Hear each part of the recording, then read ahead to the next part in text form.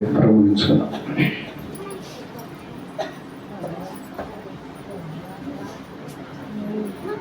గ్రంథం నుండి 128వ కీర్తన. ఇది ఒక కుటుంబానికి సంబంధించిన గాథ. సంఘానికి సంబంధించిన ఒకటి, కుటుంబానికి సంబంధించిన ఒకటి.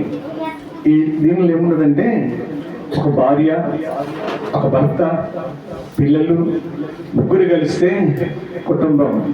ఆ కుటుంబమే క్రీస్తులు ఫలించాలి, ఆ కుటుంబమే క్రీస్తులు అందువాలి, ఆ కుటుంబమే ఆత్మీయ ఫలించాలి అనేది ఈ రోజున ప్రత్యేకించబడి కుటుంబం ఉంటున్న ప్రతి ఒక్క సంఘంలో ప్రతి వారు ఆలోచించండి. ఈ 128 కీర్తనలు రాయబడిన విషయాన్ని మనం గమనిస్తే, ప్రభునందు ప్రియమైన సంఘమా, చూడండి 2వ వచనం చదువుకుందాం. ఖచ్చితంగా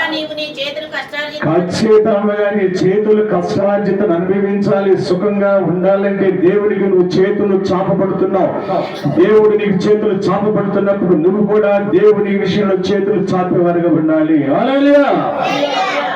ఈనాడు భక్త జనాంగమా, క్రైస్తవైన విశ్వాసులారా, దేవుని పిల్లలైన వారులారా, ప్రభు బలలో కూడుకున్న వారులారా, ఆరాధన కూడుకునే వారులారా, ప్రభుని స్తుతించే జనాంగం ఇశ్రాయేలు ప్రజలైన నాడు దేవుడు చేసిన అనేక గొప్ప కార్యాలు చూశారు.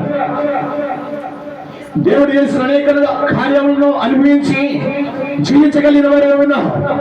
ఎన్నెన్నో మేలు చేశారు వాళ్ళ కుటుంబాల్లో. తిండి లేకపోతే తిండిచ్చాడు. దేవుని దూతలను భుజించి ఆహారాన్ని ఇశ్రాయేలు ప్రజలకు ఇచ్చాడు. చాలా కష్టాలు ఉన్నప్పుడు చూసిన వారుగా ఉన్నాడు దేవుడు. ఆహారం లేదంటే ఆహారం ఇచ్చాడు, నీళ్లు లేవంటే నీళ్ళు ఇచ్చాడు, మేఘ స్తంభముగా ఉన్నాడు, అగ్ని స్తంభముగా ఉన్నాడు, 40 సంవత్సరాలు పోషించగలిగిన దేవుడిగా ఉన్నాడు. హల్లెలూయా. వారి జీవితంలో ఎప్పుడూ కొదువ లేనట్టుగా చేయగలిగిన వారుగా ఉన్నాడు. ఈనాడు చేయలేదా?